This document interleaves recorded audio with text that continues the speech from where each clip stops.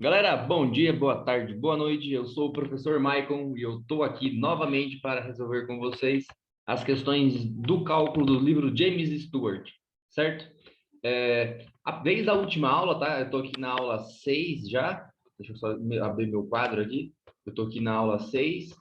Desde a última aula, eu comecei a deixar o livro do James Stewart aqui na descrição, certo? Então, se você for baixar o livro do James Stewart, já curte já o meu vídeo aí e deixa um comentário, né? Dizendo como é que está minhas aulas, tá tudo certo, se precisa ter alguma revisão de algum dos assuntos, tá? Porque eu tô indo assumindo que vocês têm esses assuntos dentro de vocês. Caso vocês tenham algumas dificuldades, vocês podem comentar ali, eu pego e faço uma revisão sem problema nenhum, tá bem?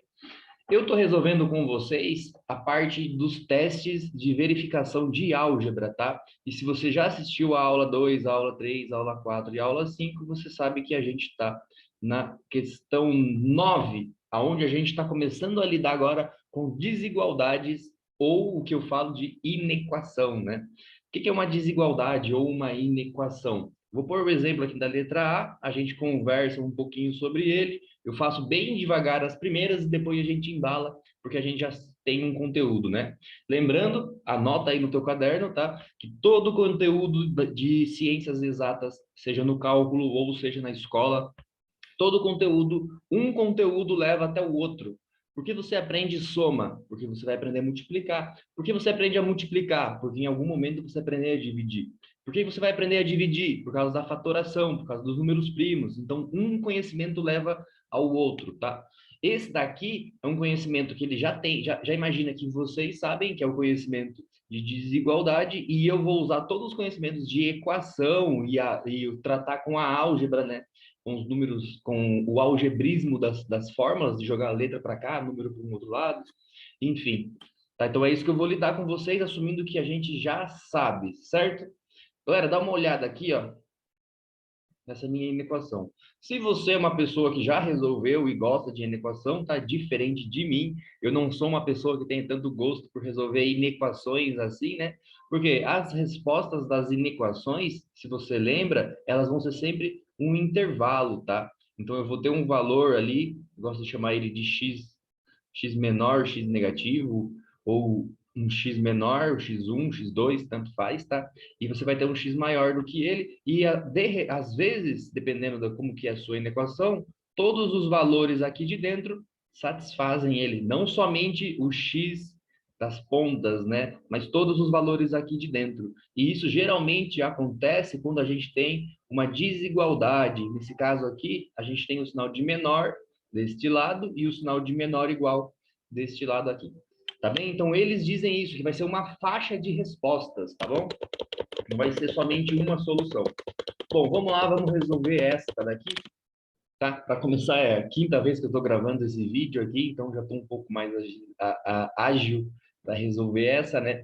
Eu vou fazer o seguinte, eu posso resolver essa questão encontrando um limite da parte inferior e o limite da parte superior, e note que eu já falei limite sem introduzir limite, né? O que seria isso? Seria onde é o meu limite dos valores em que eles começam a satisfazer essa minha inequação aqui. Eu posso pegar um pedaço da inequação e resolver separado, aí depois eu posso pegar, deixa eu mudar de cor aqui, eu posso pegar o outro pedaço da inequação e resolver separado também, certo? Ou eu posso resolver os dois juntos, igual eu vou fazer aqui com vocês. Eu vou resolver de uma vez só os dois lados, tá? Como eu vou fazer isso? Eu vou, sempre que eu lidar com uma parte da minha inequação, eu vou lidar com todas, tá? Para eu manter a minha desigualdade agora. Diferente da aula 5, né? Volta lá na aula 5 e dá uma olhada que eu falo bastante da propriedade do sinal de igual, que ele é uma balança. Aqui a gente tem que desbalancear mesmo, tem que deixar o negócio um lado maior do que o outro, certo? Senão a gente acabou errando isso. Bom, vamos dar uma olhada aqui. O que eu vou fazer com um lado, eu tenho que fazer com os três, certo? Então, o que eu vou fazer com essa parte aqui, eu tenho que fazer com essa parte do meio e eu tenho que fazer com esta aqui também, tá? Mas qual é o meu objetivo nesse processo? É deixar o x sozinho, porque o x que ele vai me dar os intervalos ali quando eu conseguir resolver essa inequação, tá? Resolvendo ela, eu fiz o seguinte processo. Primeiro, eu subtraí 5 de todo mundo. Por quê? Porque tinha um 5 junto com o meu menos x ali. Então, eu subtraí 5 desse lado aqui, eu subtraí 5 do meio, né, para ele sumir lá, e eu subtraí 5 aqui do 17, fazendo, então, minha equação ficar de um jeito mais, de um visual mais claro, né? Como é que ficaria isso? Eu consigo acumular esses valores negativos, então ele continua negativo, né? Vai ser menos 4 menos 5, que dá menos 9. Eu não mudo o meu sinal. Existem partes da inequação, da desigualdade, em que a gente vai ter que inverter o positivo, o maior para o menor, tá? Mas nesse caso aqui não é. Aqui a gente deixa o menos 3, ele acabou ficando.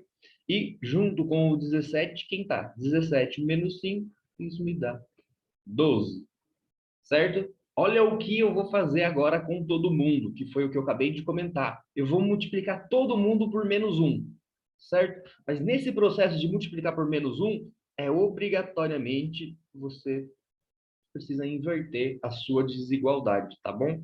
Seria como se eu tivesse pego todo o plano de soluções e espelhado ele, tá? Isso daqui é uma das consequências da regra de sinal. E se você está saindo do ensino médio e tem essa dúvida na cabeça, né? Por que cargas d'água, dois negativos, quando eu estou multiplicando eles, tem uma resposta positiva, tá? Tem a ver com esse processo aqui, da gente inverter toda a minha equação. Menos com menos dá mais, então, por causa desse motivo. E é muito doido, a gente não fala quase sobre isso, né? A gente acaba decorando isso, mas não sabe de por que que dois negativos ficam positivos. Porque você inverte, além de você inverter o número, você está invertendo todo, é como se você invertesse o gráfico na geometria analítica, né? A gente não fez geometria analítica aqui, mas seria como se você espelhasse todo o gráfico, tá bem? Aí é a origem, então, do menos com menos dá mais. E aqui na minha equação, o meu menos, ele é obrigado a eu inverter o meu sinal. Então, se aqui ele era o sinal de menor, ele vai virar um sinal de maior. Se ele era um sinal de menor igual, ele vai virar um sinal de maior e igual. Qual foi o processo que eu fiz aqui?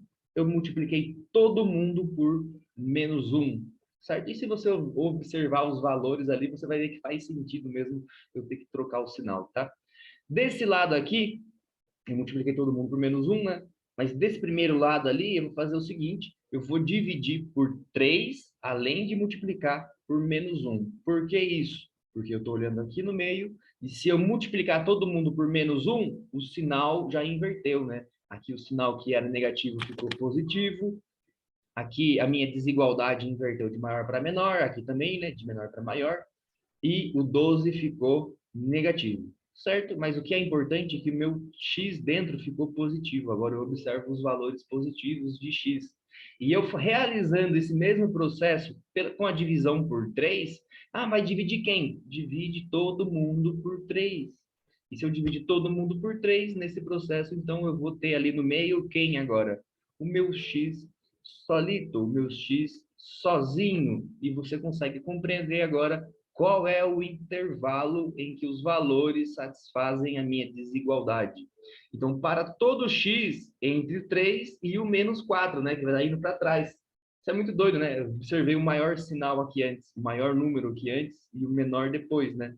Mas quando eu vou me expressar, eu me expresso sempre colocando o menos 4,3 e na lateral deles, vocês lembram que tem que ter ou um colchetes ou tem que ter um parênteses, né?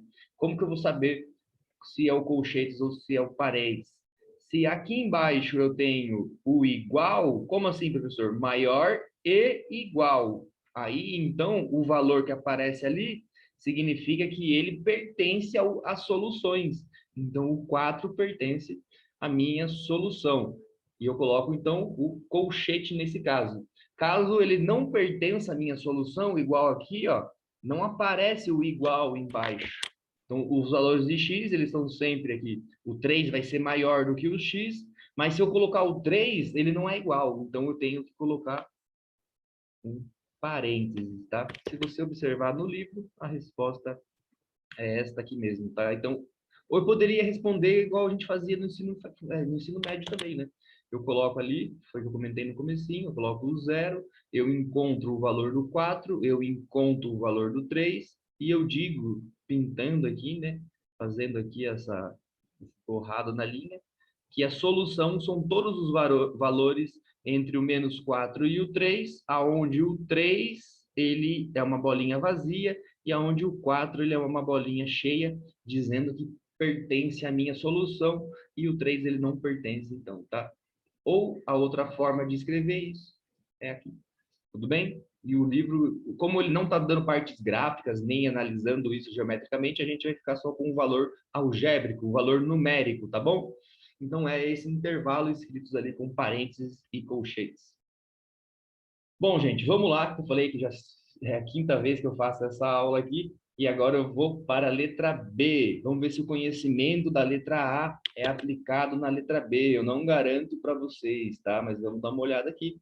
Na letra B, ele vai pegar e vai colocar x ao quadrado, sendo menor do que 2x mais 8. O que significa isso? Eu tenho os meus x ali, né? Quais valores que eu jogo para o x que ele satisfaz tanto o lado esquerdo quanto o lado direito, tá? Fazendo com que os valores de x ao quadrado sejam sempre menores do que os valores de 2x mais 8. Bom, vou dar uma observada aqui. Eu já vejo o quê? Que eu posso transformar isso numa equação e tirar uma inequação e tirar a minha equação equivalente, né? Qual é a minha equação equivalente aqui, ó? É esta daqui, só que daí ao invés do sinal de desigual, que tá ali, né, o sinal de menor, eu colocaria um sinal de menor e eu iria resolver isso usando quem? Usando Bhaskara.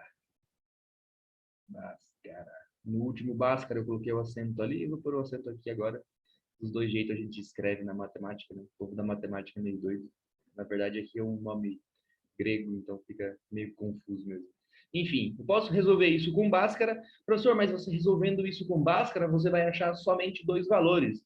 Não, você vai achar um intervalo. E se você já lembra aí já da sua noção de derivada, ou se você acredita que isso aqui é usado na derivada, comenta aí, curte o vídeo e faz um comentário ali falando que sim, isso é usado em derivadas mesmo, né? Quando a gente faz o valor aproximando de zero, a gente fala que ele é o limite tendendo a zero. É uma coisa muito pequena, então são valores próximos de zero aqui. E se eu resolver Bhaskara, eu vou achar x1 e eu vou achar x2, ou eu vou achar o x positivo, igual eu sempre uso, e o x negativo. E esses dois valores vão me dar quem? Os intervalos, os cantos ali, desses valores, tá? E como aqui, ó, é somente sinal de igual, de desigual, né, o sinal de menor, então aqui eu não vou ter o colchete ali, o colchete como na minha resposta. Eu vou ter dois valores em que eles não fazem parte da solução, mas a solução termina neles ali, tá bem? Bom, eu vou resolver Bhaskara com vocês rapidinho aqui no canto, já dar a resposta para vocês, porque Bhaskara a gente fez na aula 3, na aula 4 e na aula 5. Qual é o procedimento do Bhaskara, então? Ele é ele é menos b mais ou menos raiz de delta, onde delta dá a minha variação, menos 4a vezes c. Aí eu vou dividir isso por 2a. Lembrando que esse a é da minha equação equivalente, então eles são desses valores que estão aqui, tá? Nessa minha inequação, mas ainda assim eu posso tratar ela como se tivesse, não tem, tá? Um sinal de igual, e por Bhaskara eu vou achar os limites. Tá? Aqui existe o 1, o B ele vai ser o menos 2 e o C vai ser menos 8. Vou resolver isso rapidinho com vocês aqui, já substituindo os valores, né? E resolvendo já, tá? Não vou ficar aqui travado, vamos resolver menos 2 ao quadrado. Não, vou resolver direto. Bom, vamos lá. Menos B, então é menos 2, vai ficar mais 2. Mais ou menos quem? Raiz de delta. E o meu delta, ele vai ser aqui o menos 2 ao quadrado, vai dar 4 positivo.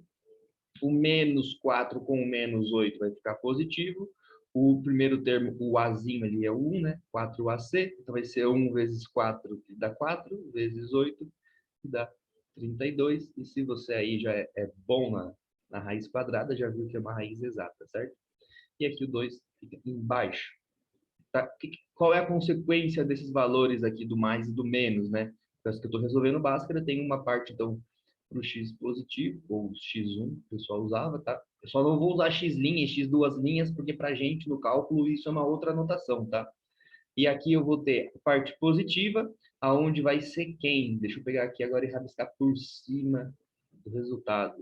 4 mais 32 vai dar 36. Deixa eu esquecer de azul, ó. Então, aqui vai ser raiz de quem? De 36. E a raiz de 36 é 6. Então, eu vou somar 2 com 6. 2 com 6 dá 8. E depois eu vou dividir ele por 2. 2 por 6 dá 8. E eu vou dividir ele por 2, que está aqui embaixo, dando meu x da parte positiva, então sendo 4. De modo semelhante, eu vou resolver o x negativo. Não é o x negativo, né? É o x para o delta negativo aqui. Vou resolver ele. E nisso eu vou ter quem? 2 menos raiz de 36. Então, é 2 menos 6, menos 4, dividido por 2. Lembrando que eu estou acelerando aqui, gente, para a gente não ficar enrolado nessa matemática muito, muito básica mesmo, tá? Então, aqui eu encontrei o x da parte positiva, o x da parte negativa, né? Se a gente fosse ver isso como um gráfico, a gente ia saber que esses valores é onde corta ele, né? Corta aqui no menos 2 e corta ali no 4, tá? Mas eu não vou tratar com isso, eu vou tratar na próxima aula dos assuntos de geometria analítica. Então, aqui eu vou analisar só com a álgebra. E o que eu posso dar aqui? Pegar o valor menor, pegar o valor maior, olhar a minha inequação, se ela aparece ali embaixo o igual ou não. Se não aparece, eu vou colocar os dois no parênteses e essa já é a minha resposta da minha inequação, gente. Ela não é tão complicada assim, né? É mais complicado para eu explicar para vocês do que resolver em si. Como é que resolve, então? Transforma ela de um jeito que eu consiga resolver com Bhaskara e depois resolve com Bhaskara, a resposta dali do x1 e do x2 vai me dar, então, os limites em que todos os valores entre eles satisfazem essa minha igualdade. Tá bem? Galera, qualquer coisa coloca no comentário, não esqueça aí, tá? Porque eu tô indo meio rápido mesmo, por causa que aqui, ó, a gente vai resolver a 9 e a 10. Essa aula vai ficar um pouco longa. E na letra C, não é tão diferente das outras, tá? Ela vai fazer um polinômio de grau 3. Se você aí tem habilidade de identificar essas coisas, você vai ver que ele já tem grau 3 aqui, mesmo que não apareça, né? E esse é o meu polinômio. Só que ele é um polinômio e ele já está fatorado. Ou seja, eu escrevi ele como sucessivas multiplicações. Quando a gente resolve uma fatoração, é isso, né? Transformar um número em multiplicações. Então, nesse caso, eu transformei o meu polinômio de grau 3. Se você vê aqui, realizar a distributiva, você vai ver que isso tem o grau 3 elevado a 3. Então, vão ter 3 raízes, né? Mas se você observar ela desse jeito daqui, já está, você já se ligou numa coisa, que a única forma de tudo isso ser maior do que zero é se todo mundo aqui for maior do que zero, certo? Aí, então, eu consigo esses valores maior do que zero. Aí, então, eu poderia resolver isso de algumas formas. Uma delas é encontrando as raízes, né? A x1, x2 e x3. Ou a outra delas é só fazendo essa parte aqui igual àquele valor. Aí você vai fazer o quê? Vai ver que isso daqui é uma raiz, mas ele não é igual, ele tem que ser maior. Então, já que ele tem que ser maior, então o meu primeiro x é o x maior do que zero. Faz todo sentido. E o meu segundo x vai ser quem? X menos 1 maior do que zero também. E eu realizando essa multiplicação, eu vou ver que aqui a minha segunda raiz é quem? É x maior do que 1. Eu tenho a primeira raiz, eu tenho a segunda. E um outro jeito, deixa eu colocar aqui o numerinho, né? Então, aqui é meu primeiro, eu resolvi ele aqui, já estava resolvido.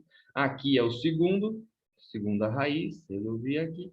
E agora eu vou resolver a terceira raiz, que veio de quem? Que veio desse meu terceiro fator aqui, né? Está fatorado, veio do meu terceiro fator, que é o x mais 2 maior do que zero. Então, x mais 2 tem que ser maior do que zero. Então, o meu x obrigatoriamente tem que ser maior do que menos 2. E se você colocar isso numa linha, se você colocar isso na linha dos números reais, você vai identificar o zero, ele é uma raiz, você vai identificar o menos 2, ele é uma raiz, e você vai identificar o 1, ele é uma raiz também. A pergunta que fica aqui é: como você escreveria os intervalos em que satisfaz essa minha inequação aqui? Como você escreveria esses intervalos, né? Se você já tem a noção de geometria analítica, você sabe que aqui é um gráfico, ele sobe, desce, depois ele desce de novo. Tá? Então, vai ter intervalos em que vai ser válido isso e vai ter intervalos em que não vão ser válidos. Tá? Qual eu vou escolher? Eu vou dar uma olhada aqui, ó, no menor valor que eu tenho, que seria o menos 2. Então, ele já vai na frente. O menos 2 faz parte da minha resposta. Mas do menos 2, ele pertence à minha solução? Não, ele não pertence, porque senão teria um sinalzinho de igual ali embaixo da desigualdade, né? Ele simplesmente é maior. Então, ele tem que ser números maiores do que menos 2. Quais são os números maiores do que menos 2? É o menos 1, menos meio, menos 1/4. E ele vai até quando? Ele vai até o zero. Então, ali eu sei que eu tenho que chegar até o zero, e o zero ele não pertence também. Então, eu faço isso aqui. Professor, acabou? Não, não, porque uma coisa que é muito cobrada dentro do cálculo é sua noção de conjunto. Então, aqui a gente tem um conjunto dos números que estão aqui, entre o menos 2 e o zero, porém, eu preciso unir, fazer a união com quem? Com a minha terceira raiz aqui, ó, que no caso ela é o 1. Então, o x ele também assume valores maiores do que 1. Ou seja, eu tenho o 1 aqui e ele assume valores maiores do que 1 até onde?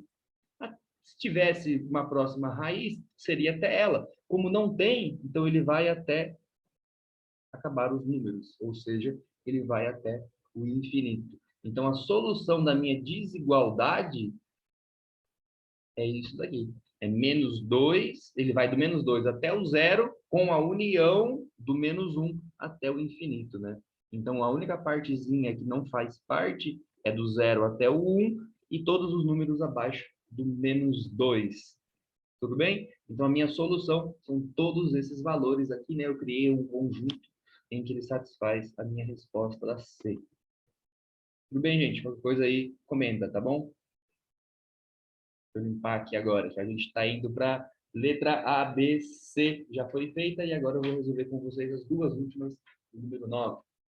Vou resolver a D. A D, eu tenho que trazer para vocês a noção de módulo. Olha aqui, ó, ela é x menos 4 menor do que 3. Gente, eu vou fazer o seguinte, eu quero saber se vocês entendem isso, tá? O módulo, ele nada é, ele simplesmente é a distância em que x menos 4 vai ser sempre menor do que 3, certo? Como assim a distância? A distância, eu não possuo valores negativos, né? Alguém já viu que você caminhar para uma distância negativa? Não, a gente usa o negativo para sentidos na física, né? Para frente e para trás. Mas isso no mundo físico não existe mesmo. E para corrigir isso, os matemáticos criaram um módulo, onde a gente quer saber todas as distâncias em que x menos 4 é menor do que 3. E uma das formas de fazer isso é tirar do módulo. E quando você tira do módulo a sua igualdade, né, nesse caso não é uma igualdade, ela ficaria mais ou menos o valor que está depois do sinal de igual. Nesse caso aqui, no nosso caso aqui é o 3, né? Então ele ficaria mais ou menos 3, certo? Só que são valores entre o menos 3 e entre o 3. Olha qual é a forma que eu vou escrever aqui agora, para facilitar nossa compreensão. Ó. Eu vou colocar o 3 positivo acima, porque eu sei que o módulo de x menos 4 tem que ser menor do que ele. E eu vou colocar o valor do 3 negativo aqui embaixo, porque ainda assim eu satisfaço a minha desigualdade. Então, eu resolvo agora isso daqui. Tá? É uma dica que fica, gente, sempre que tiver um módulo e uma desigualdade, transforma ela nesse negócio aqui, porque fica mais fácil de se ver ela, né? E agora basta eu fazer o quê? Semelhante ao da letra A, basta eu subtrair quantidades em que deixa o x negativo, deixa o x sozinho, né, não negativo. Então, eu vou subtrair, nesse caso, o 4, vou subtrair o 4, e, perdão, né, não vou subtrair o 4, eu vou somar o 4, porque ele já está negativo ali. Então, eu vou somar menos com mais 4, dá 0. No meio fica apenas o x. Da esquerda vai ficar quem? Mais 4 menos 3, vai ficar 1.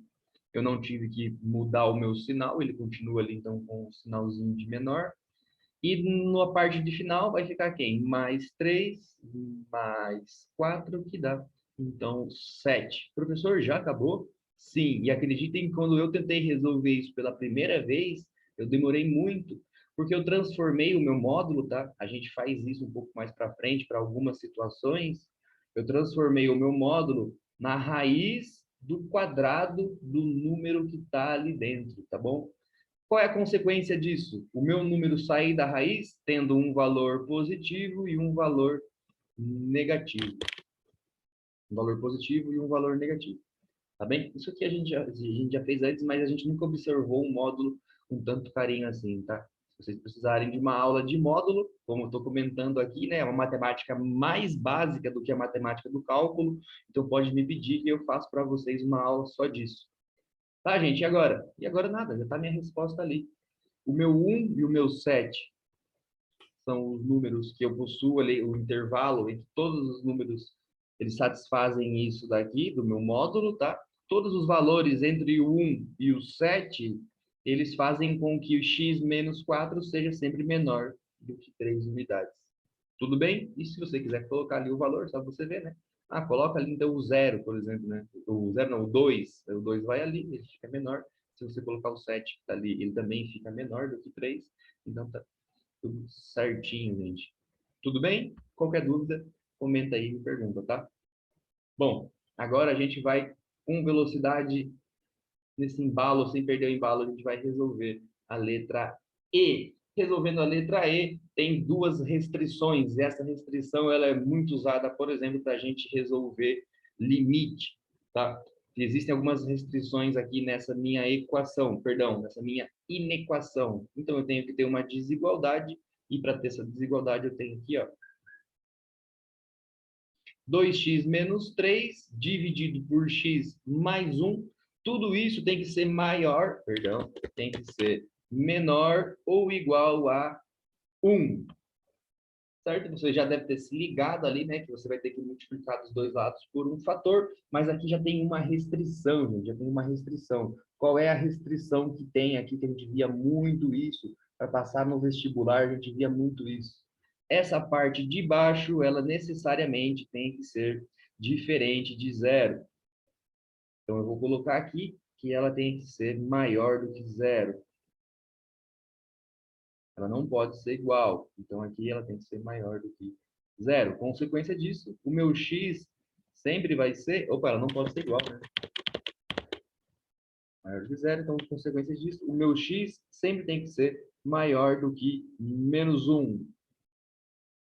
Tá? Por quê? Porque caso não seja, eu gero um conflito aqui embaixo. Bom, o que mais? O que mais a gente tem ali? A gente tem ali... Opa, a parte de cima e a parte de baixo. Então, agora eu vou ter aqui 2x menos 3. E para eu realizar, para eu melhorar essa minha inequação, eu vou multiplicar os dois lados por x mais 1. Então, aqui ele vai sumir e do outro lado ele vai aparecer multiplicando o 1 e essa minha inequação ficaria desse jeito aqui. Tá bem? Ah, professor, mas qual é a consequência disso tudo ali? A consequência disso eu tenho que resolver ela semelhante a eu resolvi a letra A. Agora, então, eu vou fazer o quê? Somar dos dois lados, subtrair dos dois lados x, né? Que daí ele some daqui. Então, eu vou subtrair x, menos x, e também eu vou somar 3. Por quê? Eu somando 3, eu tiro esse meu 3 daqui e eu mantenho, então, a minha desigualdade. Fazendo isso, qual é a minha nova inequação? Menos 2 menos x, perdão, 2 menos x dá x, O menos 3 com mais 3 some. Então, o meu x ele tem que ser sempre maior, menor ou igual a quem? Ele tem que ser menor ou igual a 1 mais 3, que é 4. Então, ele tem que ser menor do que 4. Então, se eu fosse escrever isso na minha reta, né, o que a gente não vai fazer, a gente vai pôr isso na forma de intervalos, eles seriam todos os valores abaixo do 4, exceto quem, né? Na verdade, aqui é um sinal de diferente. Vou apagar aqui, gente, colocar o sinal certo. Aqui é um sinal de diferente. Opa, fechou. Então, aqui ele tem que ser diferente de zero, diferente de zero. Tá? Então, aqui, ó, se eu colocasse assim, por exemplo, vem do menos infinito até o 4. Sim, posso fazer isso. Com certeza, já devo fazer isso, né? E o 4 pertence, então agora eu coloco aqui um colchete e o menos infinito, ele não pertence, eu coloco assim, tá? Mas uma coisa que acontece ali, que eu preciso subtrair, que é em x igual a menos 1. Então, aqui, ó, eu tenho toda essa minha solução, menos a parte do menos 1, certo? Porque ela faz parte aqui, né? Se você for ver aqui, ó, o menos 1, ele faz parte aqui, mas quando você chega no menos 1, a gente tem ali o quê? A gente tem ali um vazio, a gente tem ali um buraco, fazendo com que o menos 1 não pertença à minha resposta. Então, só quem pertence à minha resposta é o é do menos infinito até o 4, tirando o menos 1. Tá bem? Complicadinho mesmo, né? Mas, enfim, a gente consegue chegar, a gente prestar muita atenção no que está acontecendo, a gente chega na resposta certa. E aí, galera, tranquilo? Espero que sim. Vamos lá, que a aula sempre fica longa, né? Quando a gente tem que resolver ela desde o zero. E eu vou resolver com vocês agora aqui. Eu vou resolver limpando o quadro a 10. E a 10, como eu disse já no começo da aula, vai ser rápido. Por que vai ser rápido? Porque ele fala assim, ó, verifique se as desigualdades são verdadeiras ou falsas. Então, ele quer saber se tudo que você aprendeu até agora você aprendeu mesmo, ou você andou colando na internet, né? Coisa que você não vai fazer mais porque agora você aprendeu. Ele pergunta na letra A já, ele fala assim, ó, P mais Q ao quadrado, essa letra A, é equivalente, é igual a P ao quadrado mais Q ao quadrado, tá? Isso aqui é aquela de completar quadrados, a gente pode ver que é um assunto que a gente já viu. Tá? Então, como que eu faria isso? Se eu fosse abrir a minha expressão aqui, ele seria o quadrado do primeiro, meu primeiro é o P, mais duas vezes o primeiro vezes o segundo, PQ, mais o quadrado do segundo, certo? Então, essa aqui deveria ser a forma correta. E aqui na letra A, ele fala que a forma correta é essa. Então, essa não é a minha forma correta. Eu já posso afirmar que a A é falsa. Acredito que essa não estava tão difícil para vocês aí, né? Na letra B, de uma forma bem semelhante, ele vai fazer uma comparação. Ele vai colocar lá raiz de A vezes B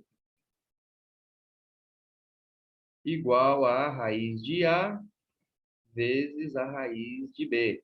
E se você já fez, você lembra que a gente fez uma questão parecida com essa, a gente usa esse procedimento de sempre que estiver multiplicando dentro da raiz, vou repetir, sempre que estiver multiplicando dentro da raiz, eu posso separar. Se for uma soma, eu não posso separar, tá bem? Então, nesse caso aqui, ela está verdadeira, porque é uma multiplicação, aí eu posso separar as minhas raízes ali. Bom, e a letra C, agora eu vou fazer aqui embaixo de mim aqui, ó, a letrinha C, ela vai ser raiz de uma soma. Dá uma olhada na raiz da minha soma, que foi o que eu acabei de comentar. É o A ao quadrado mais B ao quadrado. Isso é igual a A ao quadrado mais B ao quadrado. Se você já escutou, se você escutou e prestou atenção no que eu falei na letra B, você sabe que se tem uma soma dentro da raiz, eu não posso separar ela assim, né?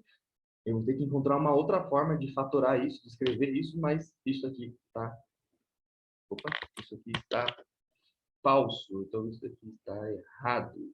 Beleza, gente? Falei que a 10 ia ser rápida, né? É bom quando cai uma questão de verdadeiro ou falso na nossa prova, né? A não ser que ele peça para a gente justificar. Aí fica complicado. Hein? Galera, Letra D, não é a última, tem mais duas, mas ela não é tão complicada assim. Essa letra D, ela é recorrente de algumas equações que a gente tem dentro da física, tá? Com distribuição de temperatura e tudo mais. É esta daqui, ó, e ele quer saber se você sabe, se você acredita ser verdadeira essa igualdade. É verdadeiro ou é falso? 1 mais t. Eu tenho ali, então, uma soma do número 1 mais um t mais uma constante, em que é dividido pela mesma constante. Ele quer saber se você consegue separar isso, né? Ele queria saber se você consegue separar isso em C1 sobre C mais T sobre nada, né? Porque o C cancela ali. Mas como se você observar, isso daqui é diferente do que ele me dá ali na letra D, então, né? Eu deveria vir aqui com esse Czinho e dividir tanto pelo 1 quanto pelo TC. Isso seria a consequência, seria eu ter essa expressão aqui e não essa expressão que foi a expressão que apareceu no livro. Então, o que acontece aqui, eu digo que essa aqui é uma coisa falsa. Aí vai sobrar apenas a letra falsa, vai sobrar apenas a letra F. Opa, perdão, a letra E e a letra F. A letra E, a gente tem aqui uma coisa semelhante e agora a parte de baixo, cara, não vai me errar isso na sua prova, cara, não vai me errar isso na sua primeira avaliação, não vai errar isso na sua faculdade, porque vai ser sempre cobrado isso na sua faculdade, tá? Que é essa expressão, ó, de ter embaixo uma soma, no caso aqui uma subtração, que é a mesma coisa, mas aí ele vai afirmar, ah, isso daqui é igual a x menos 1 sobre y. E se você tem uma noção básica, você sabe que você não pode separar a parte de baixo, né? Bem semelhante a isso aqui, ó. Eu não posso separar a raiz, e aqui eu também não posso separar essa parte de baixo. Tá? Eu tenho que carregar ela junto. Então, qual é a consequência? A letra E também é falsa. Pode conferir ali no seu livro, na sua questão. Agora eu tenho a F. Para resolver a F, ele coloca uma coisa bem bonitinha, assim, ó. É uma divisão de uma divisão. E eu quero saber agora se você entende porque ela é verdadeira. A dividido por x menos b dividido por x. Ele afirma que isso é igual a quem? Isso é igual a 1 dividido por a menos B. E isso é verdadeiro. Você consegue me dizer o porquê que isso é verdadeiro? Porque todos os termos carregam com ele o x. Quando a gente está calculando limite, a gente usa muito esse procedimento. Ah, divide em cima e embaixo pelo mesmo valor, o maior expoente que a gente tem. Nesse caso aqui, o 1 ele vai tirar fora o x, então o x ele vem aqui para fora, ele sai daqui, e o a e o b também tem um x ali. Então fazendo isso, eles vão se cancelar, sobrando apenas quem? Sobrando apenas 1 dividido por A menos B. Então, as únicas verdadeiras da 10 são quais? É a letra B e é a letra B e a letra F. Todo o restante é falso. Tá? Isso é mais comum do que a gente pensa, tá bom, gente? Nos livros, os livros têm muito... quando ele quer avaliar o seu conhecimento, ele coloca assim, questão de verdadeiro ou falso, né? Além dos níveis que o Stuart coloca ali em algumas outras questões. Tá bem? Galera, foi um prazer estar aqui com vocês de novo. Deixa eu voltar aqui, né? Cadê? Stop share. Deixa eu voltar aqui, eu vou me despedindo, tá? Mas não acabou a parte de álgebra, a revisão de álgebra sim, eu fiz a parte toda do livro, e é na próxima aula, na aula 7, então a gente vai fazer a parte de geometria analítica, que tem muito, né? Quando você começa a analisar a geometria das coisas, você consegue derivar, você consegue integrar, e você consegue tirar mais detalhes e descobrir uma nova matemática, tá bom? Mas enfim, vamos lá. Até a próxima. Tchau, galera.